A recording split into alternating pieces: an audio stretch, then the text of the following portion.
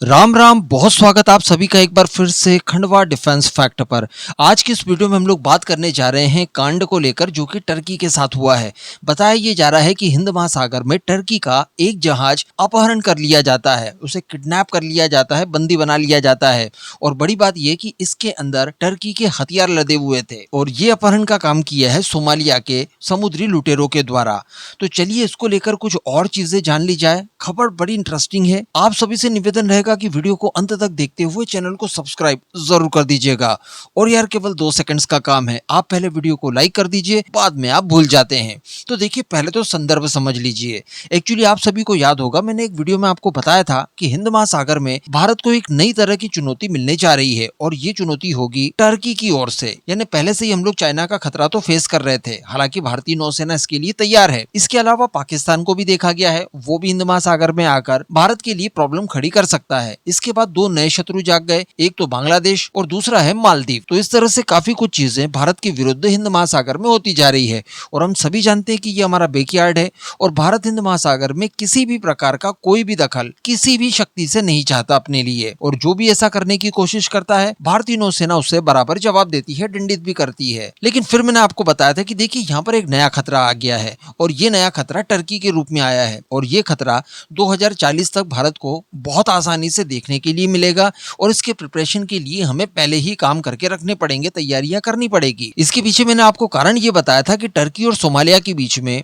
हाल ही के समय समुद्री सुरक्षाओं को लेकर और साथ ही हाइड्रोकार्बन यानी गैस और तेल के एक्सप्लोरेशन, इनको निकालने वगैरह को लेकर एक लॉन्ग टाइम का समझौता हुआ है, लगभग 10 सालों का। इसके चलते सोमालिया के तटवर्ती इलाकों की सुरक्षा भी टर्की की सेना करेगी, क्योंकि टर्की की नौसेना को यहाँ पर डिप्लॉय करने के लिए मौका मिलेगा। इस समझौते में इस बात को भी पहले से ही कहा गया है। इसके अलावा इन दोनों देशों के बीच में आर्थिक सहयोग भी बढ़ेगा। सोमालिया की फोर्सेस को ये लोग ट्रेनिंग वगैरह भी देंगे, अपने हथियार भी प्रोवाइड कराएंगे। तो कुल मिलाकर टर्की को हिंद महासागर में एक अच्छा खासा ठिकाना मिल गया, जहां पर वो अपनी नौसेना को लिमिटेड नंबर्स में ही सही लेकिन डिप्लॉय कर पाएगा, तेल और गैस की खोज कर पाएगा और इस रीजन में अपने हथियारों को भी एक्सपोर्ट कर पाएगा। तो ये निश्चित तौर पर भारत को तो नहीं जमेगा, भारत इसे कभी भी बर्दाश्त नहीं करेगा। और समझौता अभी पूरे 10 सालों के लिए है, तो कहा नहीं जा सकता कि ये कब यहाँ से जाएंगे कब नहीं जाएंगे। तो एक खतरा हमारे ऊपर चूंकि आ चुका है, तो इसके लिए हमें प्रबंध भी करने होंगे। अच्छा, ये सारी चीजें क्यों की गई सोमालिया के द्वारा, कि टर्की के साथ इस तरह के समझौते क्यों किए गए? तो मैं आपको बता दूं कि सोमालिया 2 चीजों से परेशान है। एक तो अपने खुद के समुद्री लुटेरों से, जो कि सोमालिया के ही हैं।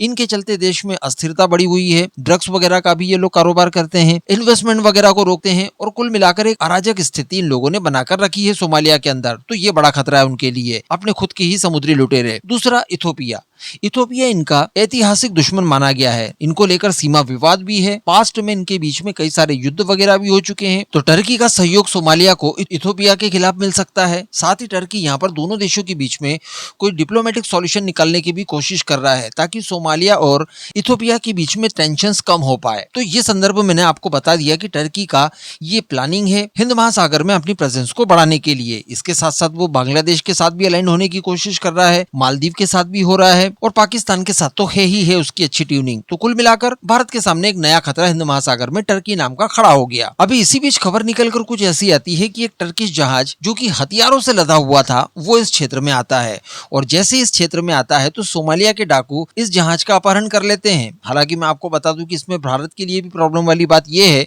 कि इस जहाज की टोटल 10 क्रू मेंबर्स में से 6 भारतीय थे। मैं आपको बता दूं कि दुनिया भर के अंदर जितने भी मर्चेंट नेवी के शिप्स वगैरह हैं, उनमें ज्यादातर क्रू मेंबर्स आपको भारतीय मिलेंगे। तो किसी भी जहाज के ऊपर कोई अटैक होता है, कोई प्रॉब्लम आती है, कभी किडनैपिंग वगैरह हो जाती है, तो इसमें भारतीय नाविकों का आपको नाम मिलेगा ही मिलेगा। बताया जा रहा है कि ये जहाज टर्की से हथियार और सैन्य उपकरण लेकर मोगादीव में टर्किश मिलिट्री ट्रेनिंग सेंटर में ले जा रहा था। और मैं आपको बता दूं कि ये जो मोगादिशु एरिया है, जहां पर टर्की का मिलिट्री सेंटर है, ये सोमालिया में ही है। आप मैप पर देख सकते हैं अपनी स्क्रीन पर। तो कहने का मतलब ये हथियार अपने मिलिट्री सेंटर तक अगर टर्की भेज देता तो ये भारत के लिए भी एक सोचने विचारने वाली बात थी, प्रॉब्लम वाली बात थी, सोमालिया के डाकुओं के लिए भी थी और संभवतः इथोपिया के लिए भी थी। तो इसी के बीच में इस तरह की घटना हो जाना कि सोमालिया के कुछ डाकू यहाँ पर पहुंचते हैं छोटी छोटी नावों से और इसका अपहरण कर लेते हैं। अब जैसे इस जहाज का अपहरण किया जाता है, इसके बाद टर्की की भी यहाँ पर एक्टिविटी देखने के लिए मिलती है। टर्की के कुछ ड्रोन्स, कुछ हेलीकॉप्टर्स वगैरह लगातार इस क्षेत्र में सर्चिंग का काम कर रहे हैं। फिलहाल टर्की की तरफ से ज्यादा कोई ऑफिशियल जानकारी नहीं दी जा रही है, लेकिन ये जरूर सामने आया है